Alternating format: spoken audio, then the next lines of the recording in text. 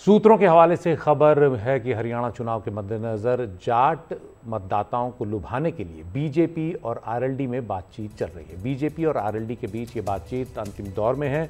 RLD Haryana में 4 सीटों की मांग कर रही है। बीजेपी आरएलडी को 1 या 2 सीटें ही देने को तैयार है।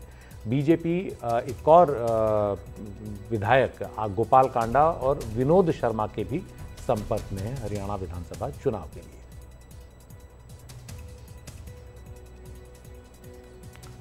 और ये जो बातचीत हरियाणा में बीजेपी और आरएलडी की चल रही है, इस पर ज़्यादा चर्चा के लिए हमारे सहयोगी रवीश रंजन हमारे साथ हैं। रवीश, क्या हो रहा है बैठक में? एक तरफ जेजेपी ने चंद्रशेखर के साथ गठबंधन कर लिया है, उधर बीजेपी अभी स्पष्ट नहीं है कि किसके साथ गठबंधन करेगी। जी बिल्कुल, क्योंकि लगातार जो है वो सियासत बदल रही है और चूँकि हरियाणा का जो विधानसभा चुनाव है वो बीजेपी के लिए खासी अहमियत रखता है। यही वजह है कि दिल्ली में लगातार जो बैठकों का सिलसिला है वो चल रहा है। मैं इस वक्त जेपी नड्डा जो कि राष्ट्रीय अध्यक्ष हैं उनके घर के बाहर खड़ा हूँ। यहाँ पर 10:30 बजे से हरियाणा कोर ग्रुप की बैठक चल रही है और अभी तक लगातार चल रही है। खबर जो अंदर से आ रही है कि लगभग जो है वो 40 से 60 जो सीट हैं उन पर जो उम्मीदवार खड़े करने हैं वो लगभग फाइनल हो चुके हैं। और आज शाम को तकरीबन 7 बजे जब केंद्रीय चुनाव समिति की जो बीजेपी में बैठक है उसमें प्रधानमंत्री भी शिरकत करेंगे, तो उनके सामने जो है जो यहाँ से फाइनल नाम होंगे वो रखे जाएंगे और फिर अंतिम मोहर केंद्रीय चुनाव समिति की बैठक में लगेगी। लेकिन इससे पहले ये भी खबर आ रही है कि चूँकि जो जाट वोटर हैं उनको लुभाने के लिए बीजेपी को अपने सहयोगी दल आरएलडी की भी मदद लेनी पड़ रही है। आरएलडी के साथ में लगातार बातचीत चल रही है।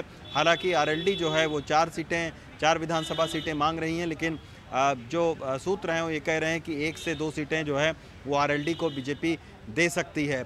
आरएलडी की इसलिए भी ज़रूरत है क्योंकि जो जाट नेता हैं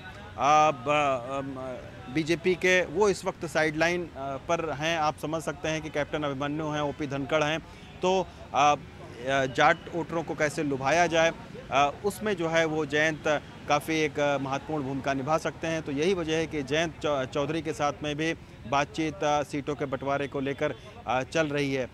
ये भी कहा जा रहा है कि इससे पहले भी जो बैठक हुई है उसमें आरएसएस का जो सर्वे आया था उसमें आरएसएस के जो सूत्र हैं वो ये कह रहे हैं कि उस सर्वे में जो सिटिंग विधायक हैं उनके खिलाफ काफ़ी नाराज़गी ज़मीन पर पाई गई थी। तो हो सकता है करीब 30% जो है वो सिटिंग विधायकों के टिकट भी काटे जाएं और उनकी जगह नए चेहरों को, युवाओं को बीजेपी मौका दे, क्योंकि बीते 10 साल से बीजेपी लगातार सत्ता में बनी हुई है। और ऐसे में जो सत्ता विरोधी लहर है उसको कम करने के लिए, उसको ख़त्म करने के लिए बीजेपी की ये चुनावी रणनीति है कि ज़्यादा से ज़्यादा जो नए उम्मीदवार हैं उनको मौका दिया जाए।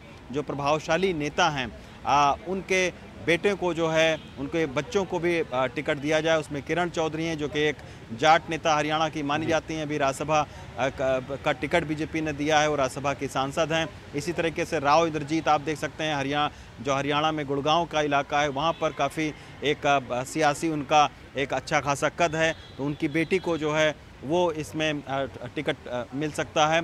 तो इस तरीके के जो प्रभावशाली नेता हैं उनके भी परिवार के लोगों को टिकट दिया जा सकता है, इस तरीके की खबरें आ रही हैं। लेकिन अब लगभग जो है वो हरियाणा के टिकट को लेकर सियासी जो तस्वीर है वो कल तक साफ हो सकती है। आज केंद्रीय चुनाव समिति की बैठक में अंतिम मोहर लग जाएगी और इसके बाद में उम्मीद जताई जा रही है कि आज देर रात को या फिर कल जो है वो बीजेपी की पहली लिस्ट आ सकती है और इस पहली लिस्ट में 40 से लेकर 60 नाम तक हो सकते हैं।